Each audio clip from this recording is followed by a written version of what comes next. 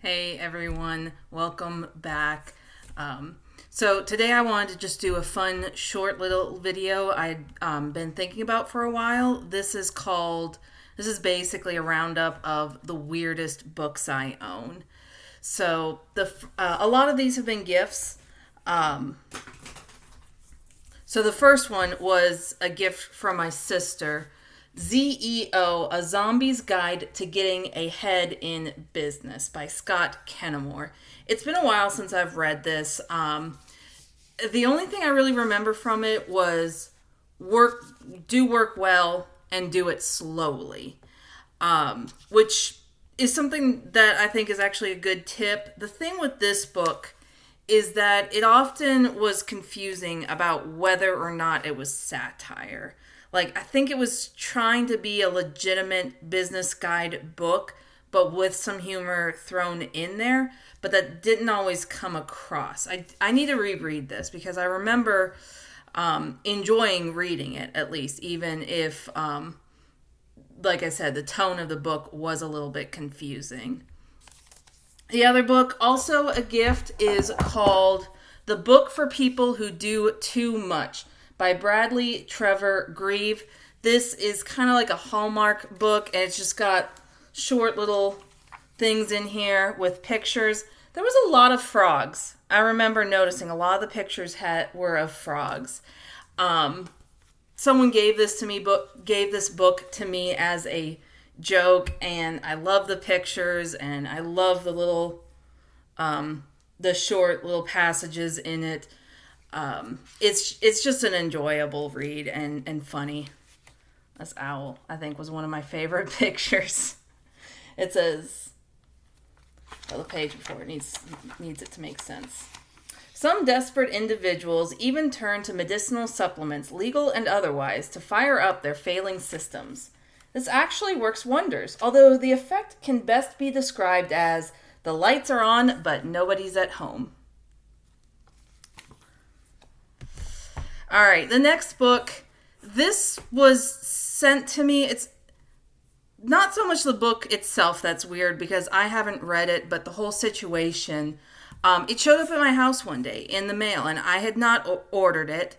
And I did some research, and it turns out that there's an organization, or maybe it's a publisher, who was sending free copies of this book. And they'd send it to like every single residential home in a specific zip code. And I guess my zip code was one of the ones selected.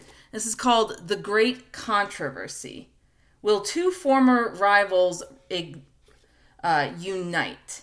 And I think the text itself is fairly old, and this is a republishing of it. I'm probably going to read this at some point, just out of curiosity. I don't intend to keep it. The annoying thing is I have no idea what to do with it when I get rid of it. I keep seeing it on like the discard shelf at my library. The thrift store in my town has like 5 copies of this on the shelf. So, like, no one in my local area is going to want to use it. So once I read it, if I decide I don't want it anymore, I might repurpose it for a craft. Like I said, very weird thing. Okay, and then the next one, this was a gift for my husband. The 7 Secrets of Awakening the Highly Effective 4-Hour Giant Today. This is a spin-off book from the TV show It's Always Sunny in Philadelphia, one of my favorite comedy shows. Basically, like if the characters in the TV show decide to do a quick get rich quick scheme by writing a self-help book, and it is just ridiculous. It's just meant to be comedic. You find out that one of the characters was writing all these chapters to a misnomer, and one of the characters, like canonically in the show, can't even read and write very well, and so there are chapters written by him in just like this ridiculous, almost like hieroglyphic writing. And it's just so funny to read the book because if you're familiar with the show, you can almost like hear the characters saying the words. I'm guessing it was probably ghost written. It could have been written by the actual writers of the show. But either way, whoever wrote it is very familiar with the characters and their dialogue, because the humor of the show really comes out in this book. And then finally, another gift from my sister. So I guess that's a pattern. This is How to Talk to Your Cat About Gun Safety and Abstinence, Drugs, Satanism, and Other Dangers That Threaten Their 9 Lives. I'm guessing my sister got this because she knows I like cats. It is meant to be satire, sort of like making fun of the way we sometimes view certain political issues. If you love cat puns, you will love this book. And if you hate dogs and birds, you will also love this book because there's a lot of trash talk to birds and dogs. But it has cute pictures of kitties, so that's definitely a win. Yeah, here you can see, like, they have these little excerpts in it. Advice from our experts. You probably can't read it, but it's spelled like per.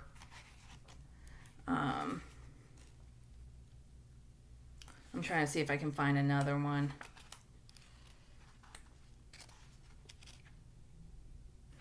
Okay, so like in the chapter about talking to cats about drugs, you can see this little dog. I think this is meant to be like, this will be your cat on drugs. It's hard to tell. It's like edited. It almost looks like a cat that's been edited, like face swapped with a dog. Like I said, it's just very goofy. And it's meant to be satire.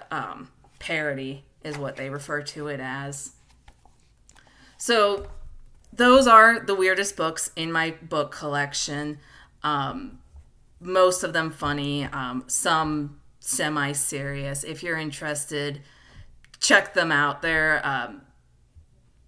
There's something else. I guess that's all I can really say.